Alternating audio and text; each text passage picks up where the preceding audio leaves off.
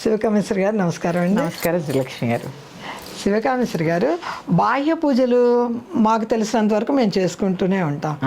అంతర్ముఖంగానే మీరు చూసుకోండి అని చెప్తున్నారు కదా. అవునండి. అంతర్ముఖంగా తెలుసుకోవాలి అనుకుంటే చిన్న చిన్న శ్లోకాలు, మరీ పెద్ద పెద్దవి కాకుండా చిన్న చిన్నవి సెలవిస్తే మేము ఆనందంగా పారాయణ చేసుకుంటాం. తప్పకుండా అండి, తప్పకుండా తెలియజేసుకుంటాం. శ్రీమాత్రే నమః, శ్రీ గురుభ్యో నమః. మనకి సనాతన ధర్మంలో అసలు లేస్తే శ్లోకం, కూర్చుంటే శ్లోకం, తుమ్మితే శ్లోకం, తింటే శ్లోకం అన్నట్టు ఇన్ని శ్లోకాలు రాశారు మన కోసం. అన్ని శ్లోకాలు మన కోసం ఇచ్చారు. ఎందుకు అంటే ఇదే అంతర్ముఖంగా చూసుకోవడంలో మనం ప్రప్రథమంగా చక్కటి శ్లోకంలో నిద్ర నుంచి లేవగానే అంతర్ముఖంలో ఎలా అవ్వాలో తెలిపే శ్లోకం అందరికీ తెలిసిందే, కానీ ఇది అంతర్ముఖం అని తెలియదు అంతే. అది కదా, అంతే. మరి అది తెలియచేయాలి కదా మీ బోటు వాళ్ళు. తప్పకుండా తెలియదు, మీ బోటు వాళ్ళు అడగాలిగా. అడుగుతాం తప్పకుండా. నేను యక్ష ప్రశ్నలు వేస్తాను, యక్ష ప్రశ్నలకు సమాధానాలు చెప్పండి. అయితే ఇలాంటి వాళ్ళు అడుగుతూ ఉంటే బోల్డ్ విషయాలు చెప్పండి. అందులో భాగంగానే మన నిద్ర లేవగానే మనలో మనము అంతర్ముఖులం ఎలా కావాలి అనేది ఒక శ్లోకం చెప్తాను. నిద్ర లేవగానే ఇప్పుడు దీనివల్ల ఏమవుతుందంటే ఏమవుతుంది అనేది శ్లోకం చెప్పాక చెప్తాను. చెప్పండి. ఒక్క శ్లోకం శ్రద్ధగా వినండి అమ్మ. అందరికీ మీకు తెలిసిందే, చాలా సింపుల్ కూడా. కరాగ్రే వసతే లక్ష్మీ, కరమధ్యే సరస్వతీ, కరమూలే స్థితే గౌరీ, ప్రభాతే కరదర్శనం. ఈ శ్లోకం అందరికీ తెలుసు. మరి ఈ శ్లోకం మన అంతర్ముఖంలో అవడానికి ఎలా పనికొస్తుంది?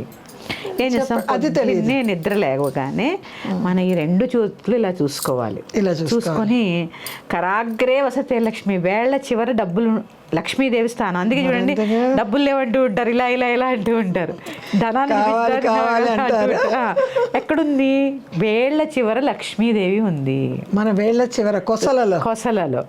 కర మధ్యే సరస్వతి. పెన్ను రాసినప్పుడు, పెన్సిల్ రాసినప్పుడు చూడండి ఇలా రాస్తాం, గుప్పిడి మోస్తాం. ఇది చూసారా, సగం ఫోల్డ్ అయింది కదా, ఇది కూడా ఇలా ఫోల్డ్ అవుతుంది. కర మధ్యే సరస్వతి, కరమూలే స్థితే గౌరి, శక్తి పిడికిలి. కరమూలే ఇక్కడ కదా శక్తి అంతా. అవును కదా. పిడికిలి బిగించడం అంటే శక్తి ఇక్కడే ఉంటుంది అంతా. అవును కదా, ఇక్కడే ఉంటుంది, మణికట్టులోనే శక్తి అంతా ఉంటుంది. శక్తి చూసారు ఎంత అంతర్ముఖం అవ్వాల్సిందే కదా. ఇప్పుడు మళ్ళీ అందుకే పొద్దున్నే లేవగానే ఇలా చేతులు చూసుకోండి, ఎవరిని చూడొద్దు. మళ్ళీ వాళ్ళ మొహం చూసాం మాకేదో అయింది, ఆయన మొహం చూసాం, మా ఆవిడ మొహం చూసాం, దేవుణ్ణి చూసాం, ఏం వద్దు. నీలోనే భగవంతుడు ఉన్నాడు అని చెప్పడానికే ఉదాహరణ ఇదే అంతర్ముఖం.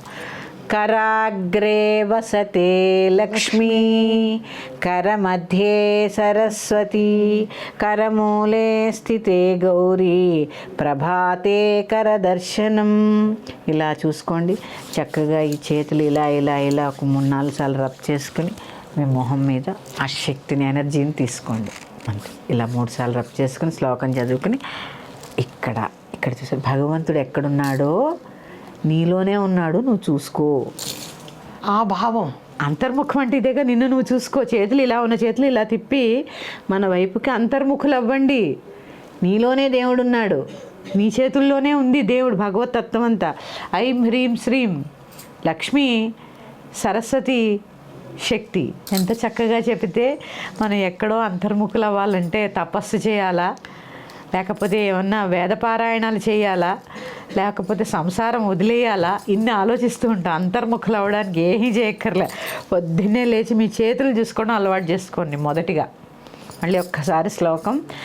కరాగ్రే వసతే లక్ష్మీ, కరమధ్యే సరస్వతీ, కరమూలే స్థితే గౌరీ, ప్రభాతే కరదర్శనం. మీరు చేసి మీ భర్త చేత చేయించి మీ పిల్లలకి కూడా ఇది చెప్పండి. ముందు పిల్లలకి కావాలి, మీకు వస్తే పిల్లలకి చెప్పగలరు. అంతే కదా.